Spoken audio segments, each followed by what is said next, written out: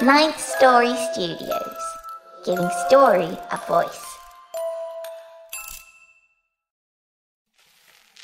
Tweet, tweet! Are you a birdie? Do you like to Twitter and tweet? Come find us on Twitter at Victorious Lit. Tweet, tweet!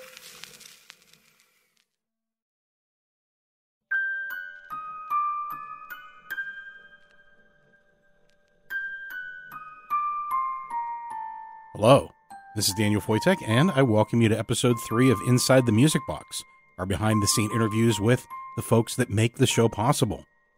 Today's interview is with Jeanette Andromeda, our creative director. As creative director, she is primarily responsible for the visual aspect of the show. That means the art, the look, the feel, the vibe, everything that you get from the website to the cover images, Jeanette is involved in.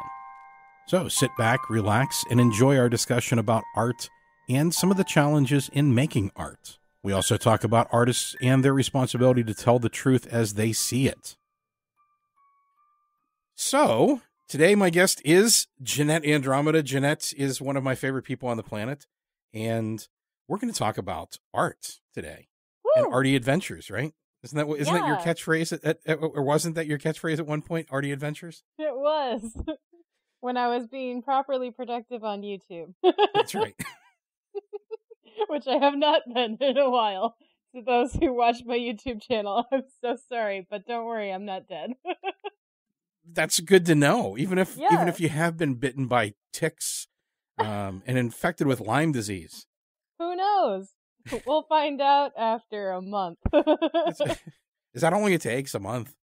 Yeah, so it takes about a month after you get bit by a tick to have any of the... I mean, there's all sorts of fun things that ticks can carry, so, I'll get tested for a bunch of them and see if I won the tick lottery at all.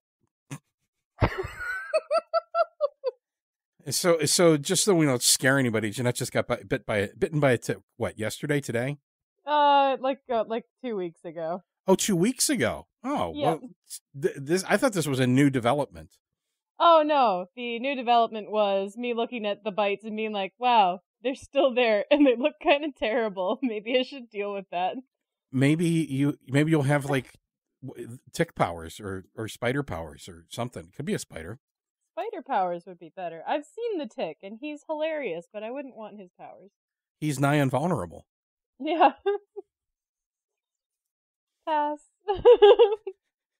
Although that might be helpful because I'm allergic to life, so maybe being nigh invulnerable would be a benefit for me. Tremendous. So, talking about art, you've done art for all kinds of projects for me. You've done stuff for Victoria's Lift, and you've done stuff for the Wicked Library, and you did stuff for our books, and all kinds of stuff. So lots of art. You do. So what are some of the things that inspire you when you sit down to create a piece? I mean, I know that I'm usually pretty loosey-goosey with you. I give you some general ideas about what I'm thinking most of the time. Sometimes I've been a little more specific, but for the most part, I usually just kind of throw general ideas at you and let you run with it because you're a lot better. Anything that I tell you, you're going to come up with something better anyway. So I'm always curious, like, where the inspiration comes from. Like, for instance, as we're recording this, you're working on art for the Wicked Library season 11. Yeah. And I know the only thing I really threw at you was season of sci-fi. And you don't have to spoil anything and tell me what you're doing, but how do you come up with inspiration whenever someone gives you something vague like that? Is that fun? I've always thought it was fun to let you kind of pick, but I don't know. Maybe it's like, I want more information. It kind of depends on the project. Like, I love the artistic liberty projects, like what you sent me, where it's like, I need something Wicked Library / sci-fi. Like, cool. When I first came up with the idea for the season art that you will have before the new season comes out, in just a couple days, folks. Just a couple days. It actually came from, I was in New Mexico, and I went into this little secondhand bookshop, and I ended up finding a couple, like, 1970s, like 1-cent reprints of early 50s sci-fi stories. Mhm. And the specific one that I was reading was The Legion of Space, which is low key just sexist the entire way through, but hilarious to read. Um, but it kind of came from that. And what's funny about that particular little shop is it was a day where I was wandering around after getting my septum pierced, because that's what you do. It was like my first day after the 14-day COVID quarantine after traveling to New Mexico. I was finally able to go explore. So got my piercing done, went down the street, went into the store, found these books, and specifically The Legion of Space, and then I ended up in a long conversation about how the dudes who were running the store evaded the draft and did lots and lots of psychedelics for quite a while. And I ended up stuck in that conversation for a hot minute until this lady came in rolling a suitcase, grumbling about how her daughters had betrayed her and sold all of her books, and she was trying to find them. And I'm like, yep, I'm gonna follow that lady out. Bye. My daughters have betrayed me and sold all my. That as someone who loves books, that sounds pretty awful. You know what? Yeah. She's like, they think I'm a hoarder, but they don't understand. These were like first edition books. I'm like, I'm so sorry. Please tell me more, because I really want to leave this conversation about psychedelics right now. And then I might have hung around for the conversation about psychedelics personally, but that's just me. For a while. I think that I'm a book hoarder, but I think that's like I don't know if you can call it hoarding if it's something specific. Like maybe if you just like have books just to have them, it's hoarding. But like if you actually read them or lend them to people, or as she had said, their first editions, their collector items, they have some monetary value. I don't know if that's hoarding. I think I define hoarding as like if you have too many ballpoint pens that don't work anymore, or a box full of bags, or a bag full of boxes, or a box full of burned out light bulbs. Like to me, that's hoarding. That's hoarding. Whereas like a room full of books is called a library. A library. Yes. So yeah, that she turned into an interesting conversation walking down the street with her while she's rolling her suitcase and bitching about her her daughters. I gotta ask, what's up with the suitcase? Was the suitcase full of books that she had found? Yes. She was trying to that was how she was storing the books that she was buying back. So she was on a hunt to find not necessarily the copies that her daughters had sold, because she had given up hope on that, but ones that she'd lost in the process of her daughters downsizing for her. Interesting lady. I appreciated our talk as we wandered down the street, and she told me about how her son used to play the drums down in the corner, and how his girlfriend Did he take had psychedelics? wrecked the car across the street. No, he wasn't doing psychedelics. He was just a non-psychedelic drummer. Okay. Non-psychedelic drummer, believe it or not. No, I know. They exist. I'm sure there's lots of very clean and sober drummers. Maybe. Never know.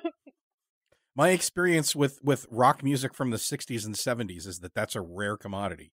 But, So that's where the idea So the idea is the lady, or the idea is the books that you were... Because I like the idea of the lady being... The lady with the suitcase sounds like a fantastic cover. Maybe we should do a joke cover for the Wicked Library with this woman that's rolling down the street, with a piece of luggage, trying to find that sounds like a great story to me. That does sound like a great story. Especially if the books have some kind of power or something like that. Like maybe they're books of spells. And she's like, my daughters have no idea they just got rid of the Necronomicon. Yeah, they've unleashed chaos into the world by selling my book collection. That's right. I hope nobody opens the books. Oh, yeah. That's and they will swallow your soul. That gives some urgency to her character. Now she can be dressed oddly and eccentric with her hair all wild and everything. Because she's out there on a quest to save the universe by getting her books back. I love it.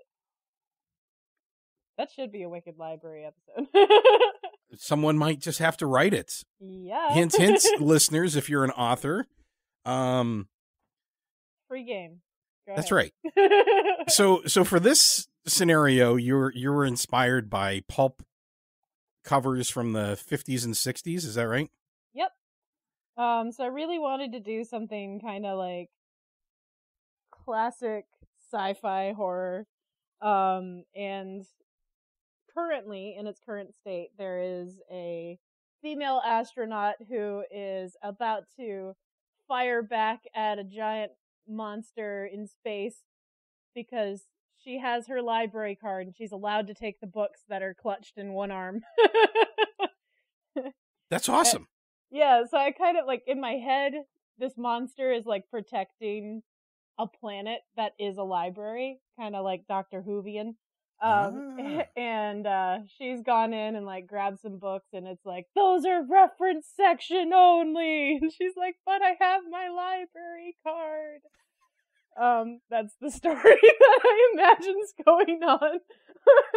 Well, I like that. I like that there's a story behind it. I think the art is always more interesting when you know the actual story behind it. So hopefully the bizarre story I came up with comes across well.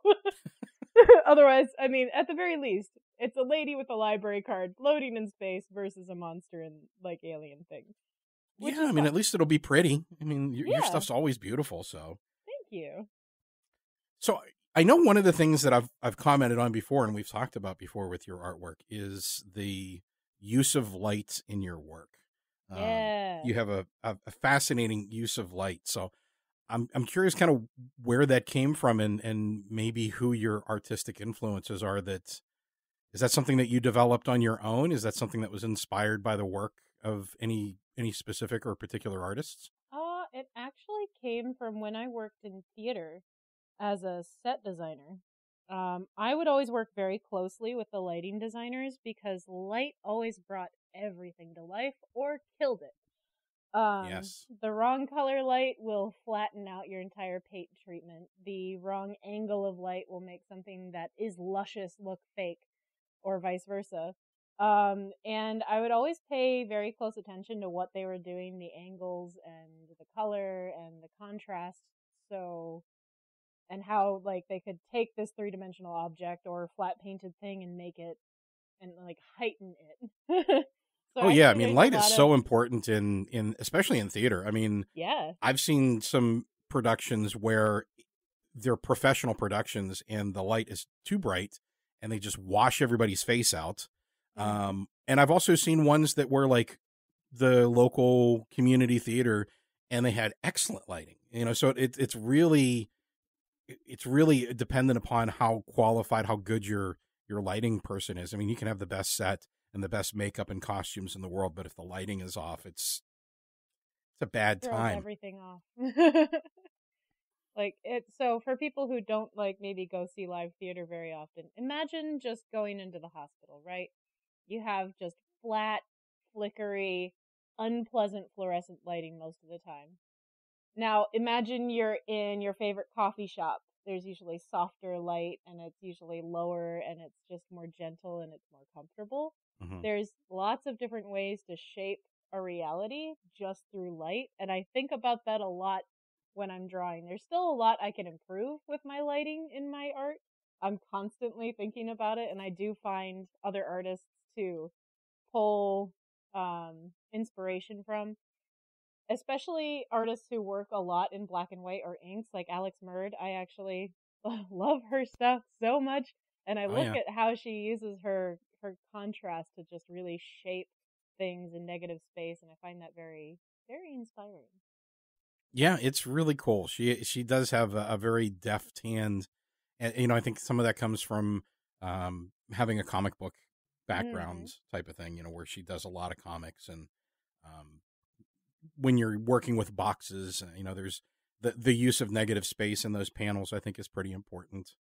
Not that I'm an expert on comic books. I just, as a reader of and an admirer of, that's one of the things that I always admire and find interesting is how those panels are used. Yeah, the flow of a comic page can be a beautiful thing. Yeah, I mean, it's storytelling. I mean, we've had this conversation obviously multiple times before about how important storytelling is in everything that we do, and especially for Mhm. creatives, you know, whether it's writing or art. I mean, there's a lot that you can do in art that is not something that you can do in the written word. What was the old saying? A picture is worth 1,000 words. So, Mhm. you know, there are things that can come across with subtle facial expressions if you're, you know, doing characters, and the angle of a head or the clothing that they're wearing, or, you know, all that stuff is just so it's fascinating to me because it's something I can't really do. But it's just amazing how much can be conveyed just by looking at an image. You know, one of my favorite things that you've done for me is the artwork that you did for the first Von Homlin story, where we had Victoria being led with the other children by the piper. In fact, it's my desktop wallpaper, and I'm looking at it now. Aw. That's awesome.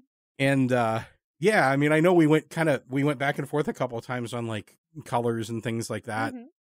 Um, but I mean, like when I look at just the facial expressions on the individual children, and you know, the way that the light is used, and those little dots of power, energy, light, whatever we want to call them, that are surrounding him, and just the vapid expression on some of the faces. And you know, we talked about the clothing too, like how Mhm.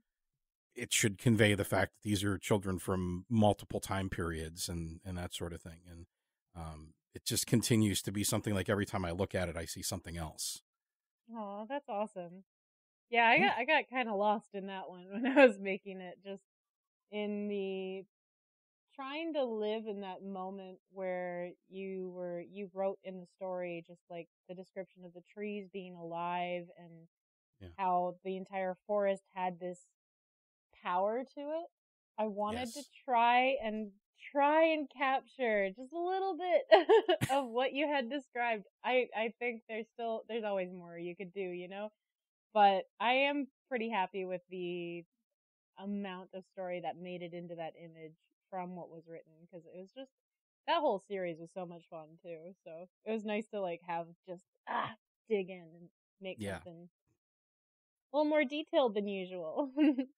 You know, I've always been like, I remember growing up getting, I mean, I've always been a voracious reader, and just getting books, reading the stories and falling in love with the story and the characters. And then like after reading the story, looking again at the cover and being like, the artist never read this book. That always annoyed the hell out of me. I mean, I get it. I Same. understand why it's that way, but it's just like, it's very obvious whenever like it's the artist's interpretation of the very little information that they gleaned from the story, you know? Yeah. Or they were just given like a description and they made up the rest or something. Yes. Yeah. I haven't done a whole lot of book covers yet, Yeah. but all of the books that I've done covers for, I read first, because there was no way I was going to be one of those artists that was like, yeah, I mean, it was about a castle, right? There's a lot of leeway there. What kind of castle? When is it set? Is it a new castle or an old castle? Yeah. Is it really important that that castle's on fire for the cover because it's like a pivotal point in the story? I don't know. These are all important things. I mean, yeah, I mean, at the very least, it always spoke to me that there. I mean, well, not back then, but I mean, as I've started to create things myself, and you know, I've worked closely with you and with Alex and with other artists. You know, not always do people get a chance to read everything, and I totally Mhm. get that. Especially if you're a book cover designer and that's kind of your thing, and you're doing multiple projects for multiple authors. But I mean, that's when the collaborative description back and forth kind of becomes so important, and that's one of the Yeah. things I've always enjoyed with, you know, working with you and the other artists that we've worked with for the show is just the back and forth, you know, like the collaborative. Okay, well, this isn't quite this, and this is what I'm kind of looking for. I think that becomes so important, especially whenever, you know, like I said, you're in a situation where maybe you don't have the opportunity to Mhm. look at everything or read the story first. Or the time, because it does Right. take time to read an entire novel. Not, Yeah, and no one can expect a cover designer to read every single book project. I get it, you know. I mean, like, but as a kid growing up, I was like, this sucks because this doesn't look anything like Belgarath. But anyway, yeah. Well, and you could tell when the cover art was made by someone who either communicated really well with the Yes. author or actually knew the story. Yes.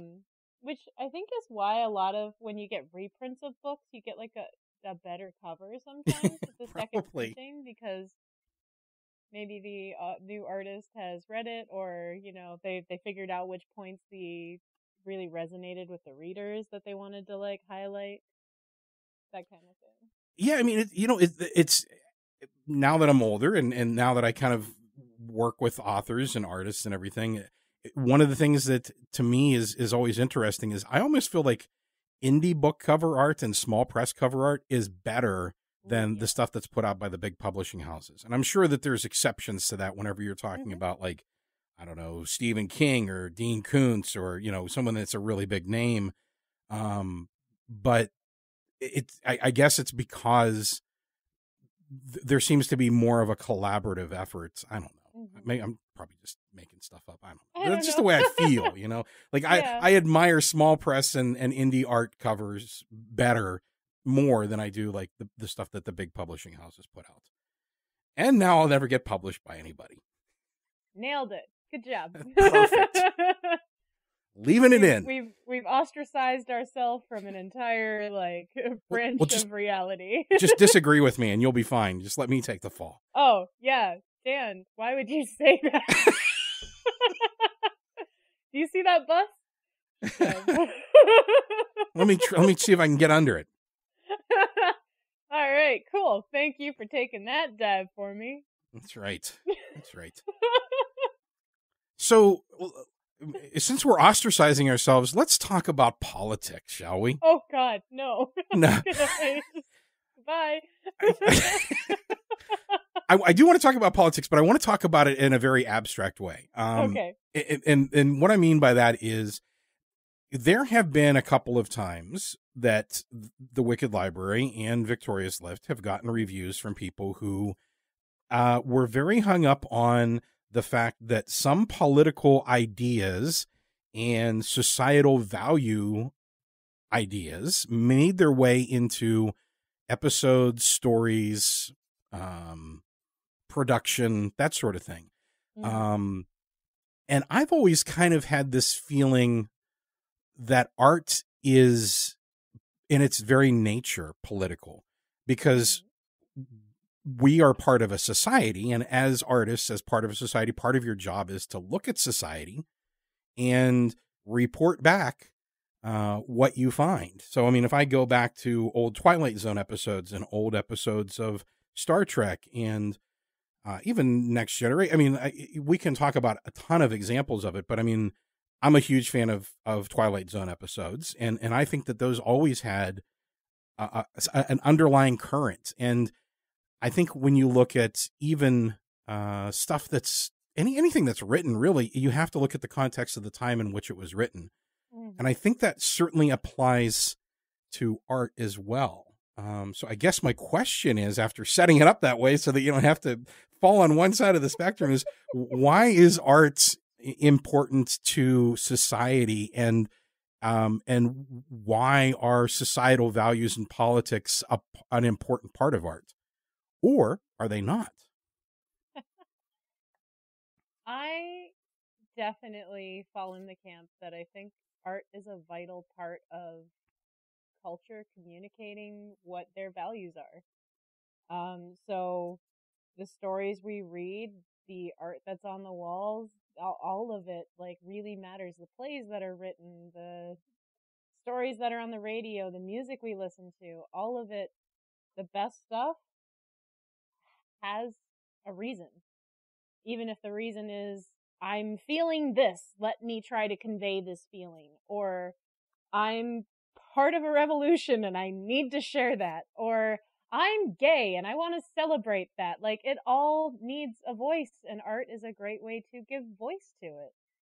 So I definitely think, I don't know if that really explains why. Why do we need to manifest our thoughts and ideals in art? Well, I think as human beings, it's an essential part of how our brains work. We need to voice and give outlets to the thoughts and ideals that we value.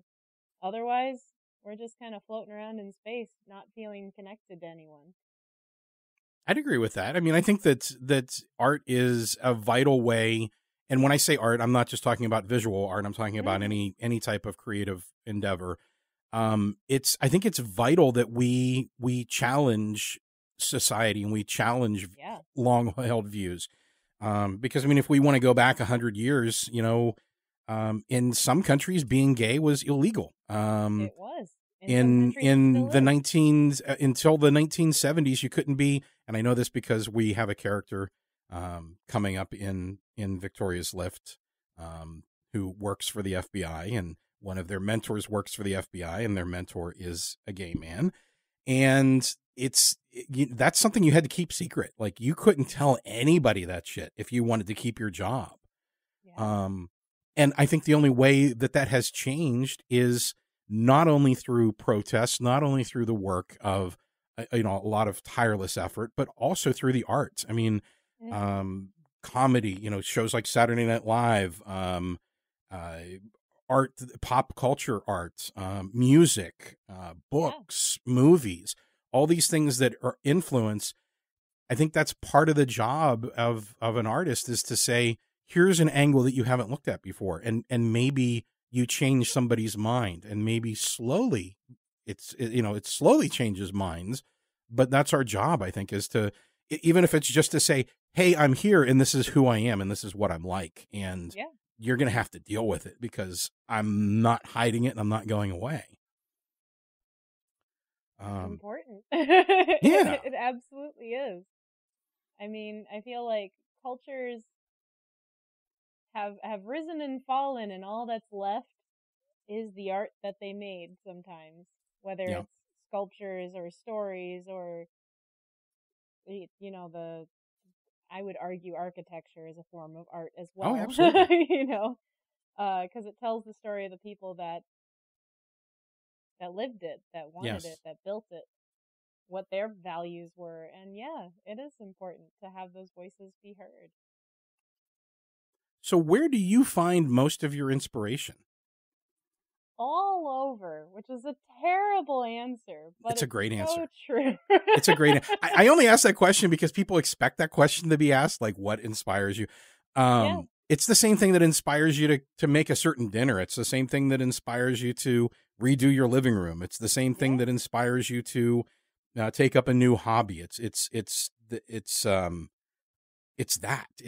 everything that you would come into contact with within your life. It's all those mediums that I was just talking about and more. It could be a conversation. I mean, when we were talking at the beginning of this, we were talking about the lady rolling her cart around. That's a real life event that occurred. And, to me, that's rich story fodder right there. Just that one little description of this woman who lost all her books and is rolling around a suitcase trying to find them again, and there's so many directions you can go with that story. My head automatically goes to, okay, these are books that have some sort of, power, and it's going to unleash horrors on the world if we don't get these books back. But somebody else might just go the very emotional connection to your past type of thing, which is probably what it really is. But but it could go so many ways. But exactly. I do. I find a lot of inspiration in a lot of it's in the people that I meet, and through them, it's like from you, it was your podcast and Victoria at the very beginning. I found your podcast at a very tumultuous and pivotal point in my life and found a lot of inspiration there. I don't know. It pulls from everything. I read a lot. I watch movies. I watch YouTube. I listen to podcasts. I listen to a lot of music lately. Music has been a big part of things. Yeah.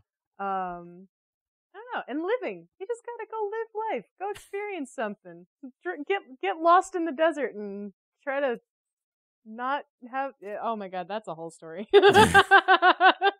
It's so important. And I mean, I think that if anybody's listening that wants to do art, create things in any medium, that's such an important part of that. I mean, and I think that as we get deep into creating things, and at least for me, I want to do it all. You know, it's like I want to say yes to everything. And when you do that, you cut out all your time for, you know, just kind of sitting and looking at the clouds, or going out and, like you said, going on a trip and getting lost somewhere, you know, going out for a day without an agenda and just letting things happen. Those things are so important to recharging the batteries and to inspiring us. And if you don't do those things, you eventually get to the point where you're just like, I hate doing this. Well, burnout's a real thing. And Very real. Like it's not an ego thing. It's not like, oh, you can't burn out if you're good at it. You can burn out all over the place. I had one particularly dramatic burnout in my life, and now know the warning signs when I'm getting there, and I know how to get off life a little bit when I need it now, which is good. That's very good. Back in the day, I well before I got into podcasting or blogging or YouTube or any of it, I did film. I was a production designer for cheesy sci-fi and like Chiller Channel horror movies. Awesome. It's good stuff. It's fun. Yeah, you know. Everybody likes bubble gum, you know. You need to you need to eat a balanced diet and good nutrition, but every once in a while you want a cupcake. Yep, and I made cupcakes, man. And I got very burnt out doing it because I just pushed myself and would do like the 16-hour days without sleeping for days in between, and like I put my body through way more than it should have. And I took a long break from film. Thankfully, I, took a detour into the world that I'm in now, which is podcasting and blogging and art and just like focusing on my own illustration and stuff. And actually recently I started to get back into film, and now it's just like, oh wow, I can do this without like giving up my own sense of identity. This is great. I love this. Yeah. I mean, I think a big factor in this burnout stuff too is like, especially when you're creating stuff that, I don't know, when we first try to get our stuff noticed, we put a lot of time and effort into it. Not that people that are well established don't continue to do that, and not that that's not important. But I think that part of it too, at least for me, part of it was like, nobody knows, well, not nobody, very few people, very few listeners probably know the amount of work that goes into the creation of something like the Wicked Library or Victoria's Lift. I mean, all the different components. And some people do. I mean, some people know very well the amount of work that goes into it and appreciate it. But like, there's just so much that you do. And sometimes you're just like, I'm doing all this stuff and nobody ever knows. Nobody's ever, and nor should they. I mean, it's not like you're supposed to go, well, I do this and then I do this and then I do this and then I do this. People just want to listen to a story and have a good time, right? But part of it for the creator is like, man, I have to do all this just to get this one thing out there. So it's not just like, here's an audio file to listen to. There's like a ton of stuff that goes on behind the scenes before you get to the point where somebody can actually download it and listen to it. And that can weigh on you whenever you're producing like 4 or 5 different shows, essentially. Yeah, I got to be better at that. I completely understand. That's part of why I just like I had to take a break from YouTube too, because it was just like there's too much going on in my life right now. I gotta drop something for a minute. So yeah, I mean, did you see the Bo Burnham thing that he did for Netflix? Oh my god, I honestly could not watch the entire thing because I was so triggered. It's just like it's beautiful, but at the same, I felt so like, I mean, I don't want to say it's a slog, but like emotionally, it's taxing to watch that. And I think it's important, like, I think it's important that he shared that, because I mean, that's something that we usually don't do that as creatives. We usually don't just like pull down all the barriers and say, okay, here's all the shit that goes into it. And like just the emotional turmoil the poor guy was going through the entire time. And, just continuing to try to find that inspiration. I mean, I'll be honest with you. I've watched half of it. I made it halfway through and I'm like, I need a break from this because it's hard to watch. I don't know if it's hard to watch for everyone or if it's just hard to watch for someone who has gone through a lot of, like who's created stuff. Yeah. And maybe a little bit of a mental health crisis there. That's what I saw in it. I saw maybe that's just me projecting, but that's what good art makes you do. You see yourself in it, right? Yeah. Yeah. I mean, you and I both had some turmoil. I think everybody has had turmoil over the last couple of years, but I mean, I recently went through, and I'm still in the process of therapy. I finally found a therapist that works for me, and I was diagnosed and tested for autism, and I'm autistic, and it kind of put everything into perspective because there's so much of the stuff that I've been doing all my life with masking and camouflaging to act neurotypical that I wasn't even realized, I didn't even realize that I was doing it. I didn't realize that I thought everybody did this. And so it was very eye-opening to be like, no, not everybody struggles with these things. Like people that like small talk at parties actually like small talk at parties. And for me, it's just like, I want to leave immediately. I understand that. It took me a long time, and I am neurotypical as far as I know, but like small talk's hard, dude. Even when you know the people, you're like, hey, so I have this drink in my hand, and I have enough of them. You become interesting. About something now. If I have enough of these, you become interesting to me, and maybe I become interesting to you. So, cheers. That's right. Just keep going. Oh no, I think most people struggle with small talk, but yeah, that's got to be one of those things where you realize, oh, that's not normal. Yeah. Huh. There were a lot of things that I found that like I was doing that I thought everybody had to script these things out and plan these things out, and apparently not. Apparently, most people can go to the grocery store without feeling like claustrophobic and overwhelmed by the lights and the noise and people being too close and all that fun stuff. Hey, now you know why. Yeah. You can adapt better. Or just accept it, because it's just part of how your brain works. That's it. I mean, it's valid. It absolutely is accepted because it makes things, it takes a lot of pressure off, yeah.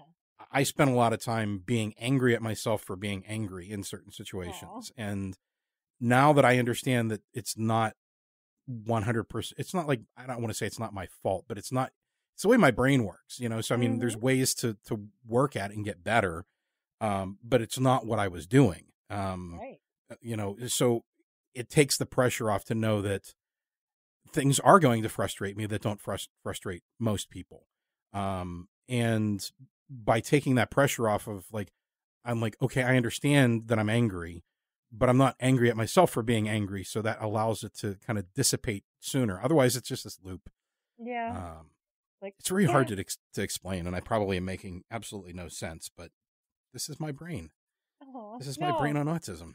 I do get it. It's just, I mean, I usually am I'm a chill person. Yes, you are. High energy, and I hate losing my temper. It is the worst thing I get more angry at being angry than I do at whatever pissed me off in the first place. So I kind of get it. Yeah. It's not a common loop for me, but it is. I understand being like, God damn it, I used to say I was fueled by rage, and I don't think that's changed. I'm just fueled by. I'm constantly. It's like what Banner says in the first Avengers movie. That's the thing. I'm always angry. So that's for me. I'm always angry. Aww. Well, I hope you continue to find ways to find some joy instead of just. I do. We're going to go ahead and take a quick break here, and when we come back, we'll share more of our discussion on art and creating things.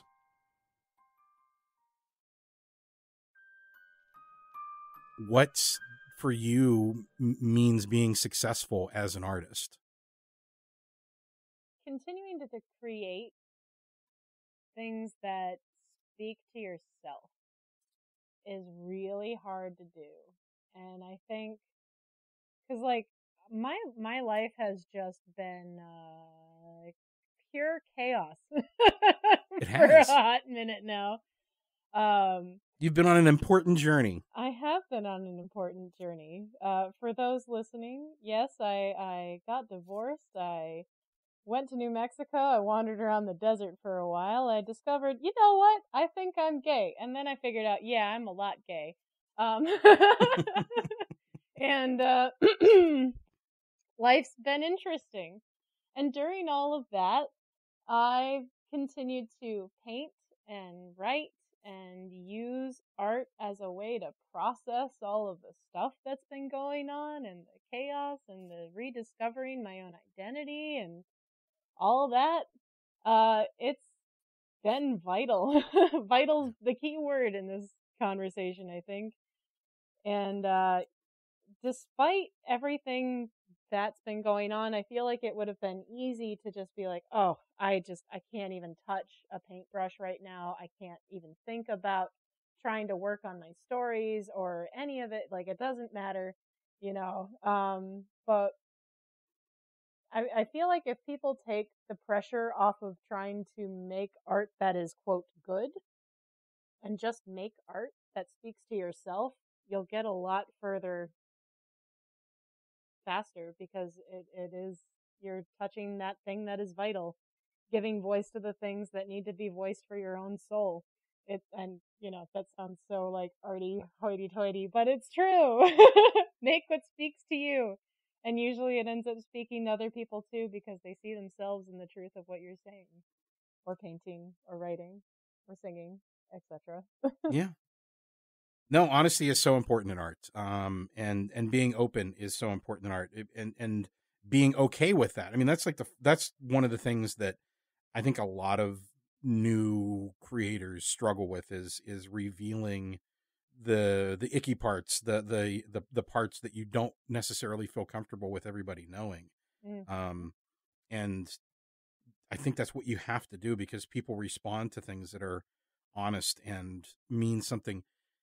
It's this constant thing that I've always wondered. Like, you know, like sometimes I'm sure you've had the experience too when you're drawing or painting or, you know, creating in a visual medium, like something that I do will touch me emotionally, you know. So Mm-hmm. like I'll get emotional over a particular scene or a particular piece of dialogue or an exchange between a couple of characters. And that's always the tricky part, is like, am I emotional because this is good, or am I emotional because I'm too close to it Mm-hmm. and it means something to me, but it doesn't mean something to someone else? And what I've kind of constantly been told by other creatives is, yeah, if it touches you, it's going to touch somebody else because it's open and it's honest. Yeah. Um, I've definitely discovered the same thing, is the pieces that I make that are just vent art, or just something for me to just deal with something, or celebrate something. Those are the things people are like, that or like, I need to buy that, or I appreciate this because, or yeah, like, I mean, you and I have both had this experience where something we made an actual, like, tangible difference in someone's life, yeah, which is crazy to realize that something you made an actual difference to somebody. Holy cow. yeah, It's, honestly, that if nothing else, other than my just constant need to make things, keeps me making things, is to just know that there's someone out there who is writing because of the Ninth Story podcast. You know, someone out there is drawing something because I shared a tutorial and they're like, yeah, I can try that. Or like, there's actually people I know that have met and gotten married to each other because of a piece of art that I made that connected them somehow. Like, that's just mind blowing, that you can make like a genuine difference in someone's life, making something so selfish. yeah. No, it's that. Yeah, that's the beautiful thing. I mean, about collaborations that, you know, I've worked on is, you know, I see other side projects develop where people begin to work together that didn't work together before, and Mm-hmm. those connections that people make, I think, are so important. And yes, I mean, whenever you get feedback from somebody saying that, listening to something that you created or seeing something that you created or reading something that you created, helped them whenever they were down, or it got them through a tough period, or, it made a difference in the way that they looked at the world. I mean, I mean, like what we would consider like the big stars of creation, even those folks are touched by, I think it's part of the human experience. Like if you know something that you did actually really truly meant something to someone, we all want to hear that, right? Because we've had that experience ourselves where something we've read, watched, heard, looked at, impacted us and changed our perspective, or changed our day, or got us through something hard. So that's part of the creation process. That's beautiful, is when something that you've done impacts somebody's life in a way that you're not expecting it to. Yeah. Or intending it to, really. Yeah. I don't think any of us set out to be like, well, this story is going to save somebody's life someday. And nope. that would be really fucking arrogant, wouldn't it? It's like, I'm going to create something that's going to keep someone married. Wow. Or I'm going to create something that's going to tell someone, it's okay to go and seek out other things. Yeah. You do it for you. And if it means, I think that's the wrong way to do things. Like, this is going to be an important piece of work. Anytime someone starts a sentence with, this is an important piece of work, I'm like, no, it's not. Let me be the judge of that. That's right. I the audience. That's right. I will tell you whether it's important or not. That's funny. So, a little more esoteric. Do you have like certain routines that help you create? There are certain times of day, or certain things that you do that put you in the right mindset to create? Or is it just kind of sit down and whatever comes? At one point, I had routines. I'm at a point in my life where I do not anymore. Lately, it's been wherever I can find the time to make something, I make it. So for example, this past month I was working on set as an on-set dresser. So basically I'm the person in the art department who shows up when they're filming to move the furniture and stuff around so that it looks nice on camera. Which meant when they're filming, I had a lot of downtime. And, because I'm a crazy person, I have a full-time job along with this. Me too. And I was working on that, and when I was done with my tasks for my day job while on set doing that on my phone, I was like, cool, I will work on my book. And I just brought my little Bluetooth keyboard and my phone, and I worked on my book in the side, because that's when I had time. But I do blame that work ethic on a long-standing pattern, which is where my burnout comes from, because it's not a healthy pattern. But I always try to find time in my day to do things that matter to me, along with whatever I'm working on. So I was an artist at Muse Paint Bar, and I taught classes, and I would be so just pumped from teaching those classes to people, like just regular people, kids and like grandmas, painting things together is that, like, I loved that job. Yeah. And I was so just like jazzed up by the time I get home that I would continue painting just things for myself. And I'm like, yeah, I want to make more art. Like, it just felt good. It's funny how that works, isn't it? Like, the more you give, the more you get back. It's so true. And like, I don't know. I just did, like, even working on the film set, I was trying to find time to work on my own writing, or when I'm doing stuff for my day job, I will try to take like my lunch break to work on some illustration stuff or things like that. And I find that making things for other people usually makes me more motivated to make stuff for myself.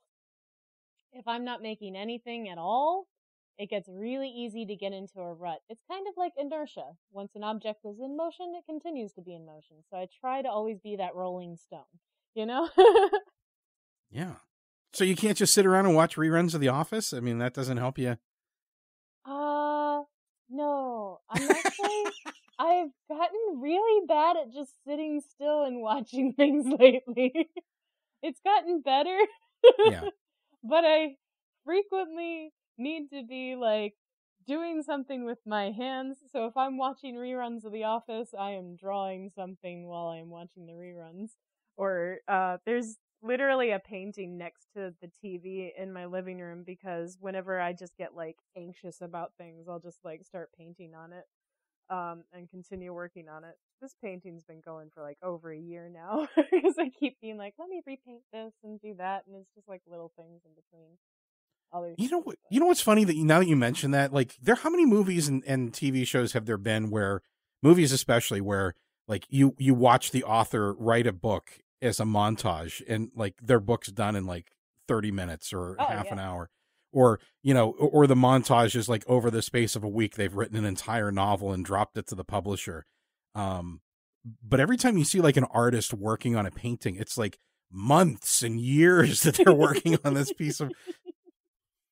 I get news for you, friends. Writing is the same way. Yeah, it is. It takes just as long to write a good book. It takes just as long to write a good story as it does to create anything else. Yeah. And some things are fast and some take forever. And it just, you just have to work on it however it works. Yeah, I can't remember who it was that my friend Cindy, who people who listen to Victorious Lift will know because Cindy has been involved in production for a long time and has done voiceover work and all kinds of stuff for the show, story editing and whatnot.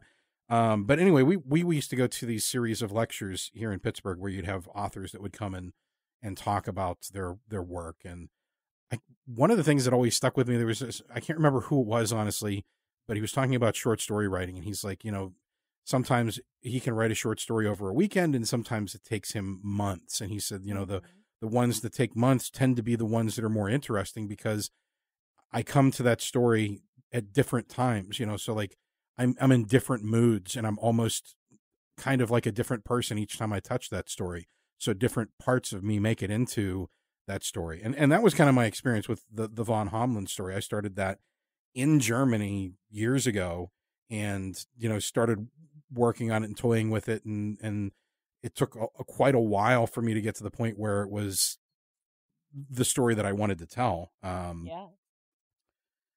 But yeah, it's interesting. Like when you work on things over a period of time, sometimes you see things that you wouldn't see if you just sat down and did it in a rush. Absolutely. I can think of so many things where, I tend to, as an artist, like a visual artist, I crank things out. I do. I make a lot of stuff. But there is definitely a difference between the things that I just make and then leave and the things that continue to be worked on over like a chunk of time. I definitely try to give myself a project here or there that is like a labor of love kind of thing that requires a little bit more time. I like having something that's like a pet project on the side. Yeah. As I crank through things like a maniac. Well, there's a great example of that. You did 3 paintings in the space of whatever the length of the time was for our live show in Atlanta back in 2019, I believe it was. Yeah. Now, of course, you practiced those paintings quite a few times, so I think that kind of counts as like it takes a while to get to the point where you've done it so many times that it becomes almost like muscle memory. That's exactly what that was. It was so good someone stole one of the paintings. Yeah, Still my favorite story. Still my favorite story. Oh, it's such a good story. I love that somewhere there is a stolen painting of mine on some like now probably graduated college kids wall. Like, dudes, I stole that from a live show. Like, I'm sure he tells the story so much more ethically than the reality was, which was he was probably drunk and was like, oh my God, I need that painting. And then he went up on stage, looked me in the eye, said, sorry, and then ran off like a Scooby-Doo villain. That's funny. Oh, it was good. It was tremendous. But yeah, those paintings, that was muscle memory. Cause I used to, like, in high school, I would perform a lot, in theater and just in the school theater and in choir, actually. I was a performer in a lot of ways. But I practiced those paintings the same way I would rehearse a play. I figured out how I wanted to paint it, so I did an original, like, master version of it, and then I just practiced over and over and over again until I got the timing down to match with the story itself. Yeah. So there were certain points of each painting that needed to show up at certain points of the story, so that, like, with the I'm not gonna remember the title of the story, but I remember the title of the painting, which was The Lovers. Um, the face of the evil spirit, shows up when things start to get really dark, and there's certain, like, movements that get more frantic as the story, like, peaks. All of that was rehearsed. So I painted each of those paintings probably at least 10 times each, just to make sure I'd have the timing and the story down so that it would be a performance, you know? Yeah.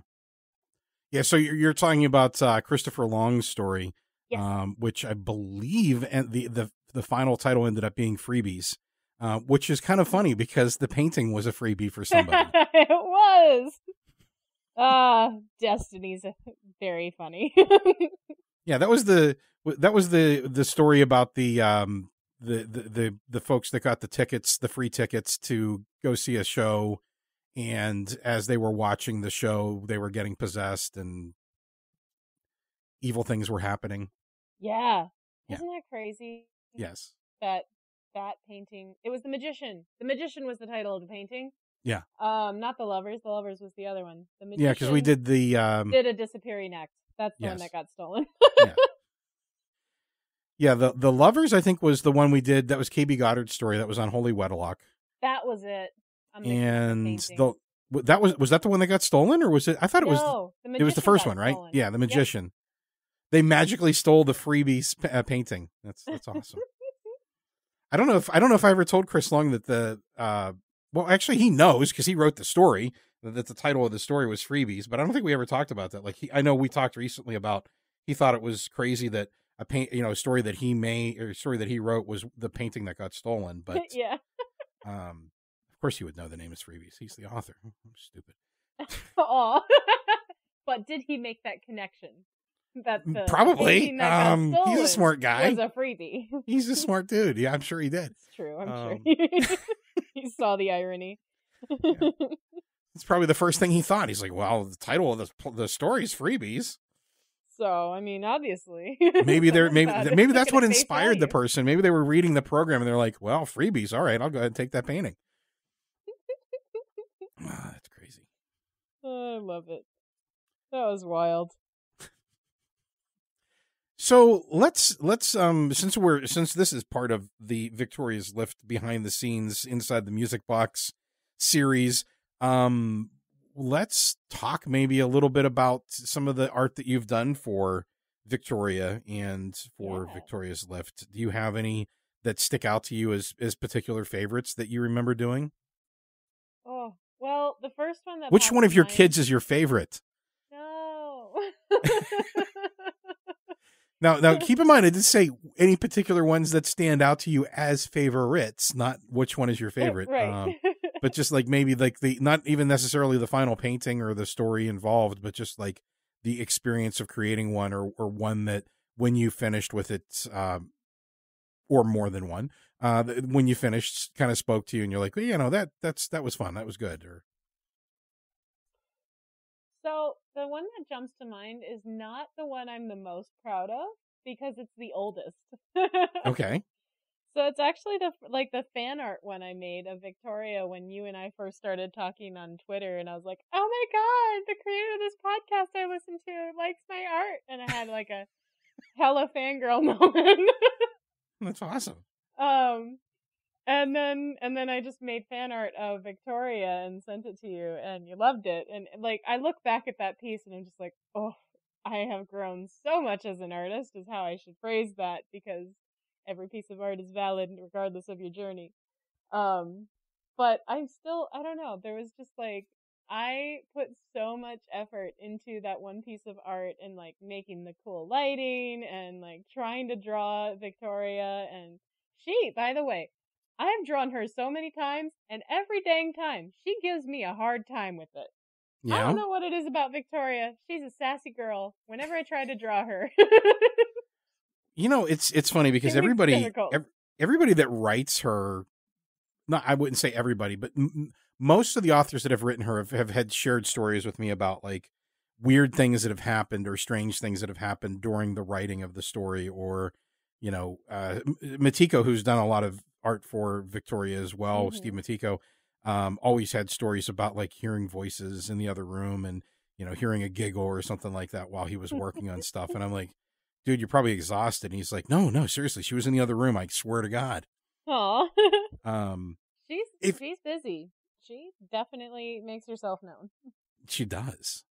So what we'll do is we'll make that picture the cover art for this episode, so people can see it. It's also the cover art for the Homage, which is a story that Mark Nixon wrote way back whenever I was before Victoria's Lift was Victoria's Lift, before Victoria's Lift was The Lift. It was basically like a proof of concept type of episode. We did 2 pilots, one that I wrote that was more like stuff that's going on in the building and you know who Victoria is, and then we also did a so we call those the core stories, and then we also do the visitor stories, which is like what Mark wrote, the Homage, where an author meets Victoria and kind of steals some of his work from somebody else and calls it an homage, which Victoria tells him isn't quite the case. But anyway, if you go to victoriaslift.com and you go to the pilots, which it's under seasons, you go to pilot episodes, you can see the full artwork. But we'll go ahead and reuse that as the cover for this episode as well, so people can see that. I've definitely grown as an artist. I'm more proud of like the later art as far as like skill and everything, but that one still has a soft spot in my heart because it was just the start, you know? Well, me too. I mean, it was the first time anybody had ever done fan art of something that I created, and especially something that was as important to me as Victoria. I cried when I got the picture. I'm like, that just, it touched me deeply that someone cared enough about something that I made or created to spend the time to actually make her in visual form. Because I'm not an artist and I kind of know what she looked like, and but I could never do anything like that. So, and it goes out into the ether and it speaks to somebody, and then art continues to be made. This is correct. Yeah, I mean, art's always been such a big part of the show. I mean, for me especially, it's just because everything kind of exists as either audio or written form, to actually see her and see the visitors or see the cover art for each of the seasons has always been so important to me. You know, like the first season we had a ton of cover arts, right? We did covers for pretty much everything. Every episode. And I think we continued that up through season 3, maybe. And then we started going to the single image per season, which I kind of like. You know, we still get a fresh image every season, and it kind of gives everything a consistent feel, with the exception of season 4. You did two versions of stuff, and you're like, well, we can go one of these 2 ways, and I like them both so much. I was like, just do them both. I'll pay you for both, and we'll alternate them between the 2. I liked that, actually. It was kind of cool to see like both get used throughout the season. I will tell you, one of my favorites remains the one you did for the Lost Library, which is the one where it's a KB Goddard story about a woman who is struggling with whether or not she pursues her career, whether she wants to be a writer or if she wants to follow. I think the story is set in the Edwardian era, so it's right after Victorian era, and women were still supposed to get married, and that was their job, right? And Victoria kind of shows her through the lost library, her library, and shows her, here's all the books that you could have written that didn't get written. Yeah. That and story sticks with me for it. It has for a long time. I think about it a lot, actually. All the books that could have been written. Right. The stuff from other realms or because people made a different choice, they didn't get written. Mm-hmm. But just the image of the library and the lights above the table and, just little tiny Victoria holding this woman's hand as she's leading her through this massive library. There's just something about that image that always spoke to me. It's like, I think it's because she's so small and petite, and she's just a little girl, or so she looks like, but she's actually just this very powerful being, entity, whatever you want to call her. Yeah. That one's definitely a favorite. That one, it was fun to play with the color a lot and play with the grandeur of the library versus that tiny, the almost insignificant humans walking through it, and yet that's the heartbeat of it, Yeah. Yeah, it's always fun to see different interpretations of Victoria, and so right now, I mean, you consistently have done more art for Victoria's Lift than anybody else, and obviously, you're the creative director, so I mean, the look and feel of the website ultimately and everything else is tied to your vision. Yeah. Which I actually made an entire Pinterest board just for Victoria's Lift. Yeah. Because I was like, what is Victoria's Lift? And I spent days just adding stuff to it. Going deep into dark academia Pinterest boards and comics and just like different images with lighting that speaks to me about what I think would feel like inside the lift. It just it's quite the rabbit hole I went down. That's awesome. Well, I'm curious about one other thing when while we're talking about your art. There is one that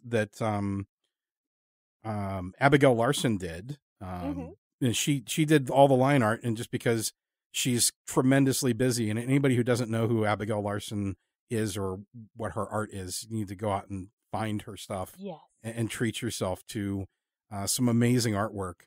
Her Instagram is just so good, right? So inspiring. So good. Yeah. But I was lucky enough to have her say yes to do artwork for me in season 1. And I mean, there was no budget for the show. She was just kind enough to say, yeah, I'll do this one for you. And it was for Broken, which is where Nikola Tesla is repairing Victoria's music box. And because she was so busy, she's just like, I'm not going to have time to color this in time for the airing of your episode. Is there somebody else that can color it? So I sent it to you, and you were like, absolutely, I'd love to color it. And I've always been curious, like, what is it like coloring somebody else's line work? It's a little intimidating, but it's also very fun because I always enjoy the collaborative aspect of it. It's like, ooh, what do you think they would put here? But what do you think the right colors would be for your own style, and how do you blend the two together? Like, I was not trying to copy Abigail's her way of working with colors, because I'm not that quite that style. Oh, don't sell yourself short. It's different. It's not one is not better than the other. It's just different approaches. Yeah, it's true. I very much admire the way she colors things. It's just so beautiful. But I definitely have a different way of painting in Photoshop. So it was a little intimidating because she's definitely an artist I look up to, and I'm like, oh my god, I get to color your work. Mild fangirl faint, and start working on it. But it is very fun to kind of it's a little bit like a coloring book, but it's like different. I'm not describing this well. No, I It's think you're doing almost fine. I mean, like, I'll tell you, I hesitated at first because I'm like, is it going to be insulting if I ask somebody else to color somebody else's work? And then I found out later that that's like most of the time that's how comics are done, and you know that it's like a thing that someone is a colorist and someone is a line artist, and yeah. I felt better after figuring that out. But I was Aw. like, I don't know. I mean, like, is it insulting if I'm like, well, somebody else has done the line work, can you just put color in it? But I mean, I guess it's a totally different thing. I mean, because I know when I looked at the line art and I was so impressed with it, I was like, well, maybe I can just like throw a green filter or something over top of this. And then whenever I was like, no, I'm going to ask Jeanette if she can do it. And you did the art. It was a totally different image after all the color was added. I mean, I guess I shouldn't be shocked, but I was like, oh my God, this feels totally different now. It was so much better. Aw. Well, color is part of the story. It's so true. And I think one of the nice things as an artist, kind of coloring someone else's line work, is you get that opportunity to very deeply study what the other artist made. I've done it a couple times already where I'll just color in something that someone else has done. I've done a couple videos on my YouTube channel, which eventually I do plan to post on again, I swear. But there's one I did with in a collaboration with Josh V, and then there's a Krampus collaboration I did where someone sent me their line art and I colored it, or vice versa. And it's fun because you get to really just live inside of someone else's art for however long you're coloring. It's the same thing as a coloring book. It's just like, next level, I guess. Right. No, yeah, I totally get it. It's, I mean, after you did it and after we talked, I mean, I was glad that you had so much fun with it. But I guess it's a totally different experience than doing everything yourself, right? And we'll talk about one more piece that there's one that kind of spoke to me. Have you heard the new production that we did for Pride Month of Why I Take the Lift by Mark Nixon? Yeah. So the first go around, I mean, it was season 1 of the show, and there was no budget, and I didn't know any voice actors, and I was just getting started with everything. So, Mark wrote a beautiful story, and I performed it, and did the narration and everything. So performed it, I guess is correct. But like years later, that was one that always stuck with me as being kind of a very special story, and the artwork that you did for it was very special as well. And in fact, we recreated it in New York. We did. You and I. There's just like so much that's said in that image, and there's not a high level of detail to it. And I'll let you speak to that part, but it's almost enhanced by the lack of detail rather than suffering from lack of detail. Like I don't know how to explain it, but there's like more to it. It's dark. Yes. That's how I would put it. And just like there's a simple action of her putting her hand on his shoulder, and him being very upset. You can tell he's very upset, and she's just kind of resting her hand on it. There's so much in that simple gesture and the way that it's captured in the image. But that story always kind of spoke to me, and I felt it was an important story. And for Pride Month this year, I took that story with Mark's permission, and I cast David Altz as the performer. We changed a couple of lines within the story, but mostly left it the same. Mark was concerned because he's like, I've evolved, just like you were saying about art. I've evolved as an author, and I think I'm better than that story now. But to me, it's like that story spoke to the potential of what Mark was able to do. It's just, I think, contrary to my statement earlier, that this is actually an important story, and to me, it always felt like it needed more than I was able to give it at the time. So, got David, hired him to do the story, had Nico do a whole new score for it. We left the art pretty much the same. Yeah. I think I just added a filter over top with the rainbow colors because I didn't want to change the artwork itself, but I felt that addition kind of elevated it a little bit. But yeah, so all that's set up for basically me to ask you, like, what did that piece mean to you, and what was the experience of creating it, and what was the thinking of going to something more stark than detailed, because a lot of the others, I mean, everything else that you've ever done is very detailed. And that one kind of stands out as being more stark, but for me, it really works that way. I think that one was heavily influenced by the story itself. I just remember this, like, reading that story and feeling that kind of sense of emptiness and isolation. And that was really important to me when I was drawing that piece. And that's why it ended up so stark. It was like, it was almost like this moment caught in like this misty haze. Like there was no reality except for the pain at the center for that character, which is why the artwork, I attempted to do that same thing with the art itself. It was almost like you were seeing it through this thick smoke or thick fog, and it was just that moment of, hey, you're not alone. That's Yeah. what mattered. So it didn't need other details. It didn't need the rest kind of filling it in, because the focus was that moment, was the hand on the shoulder. It's okay. You're not in this alone, you know?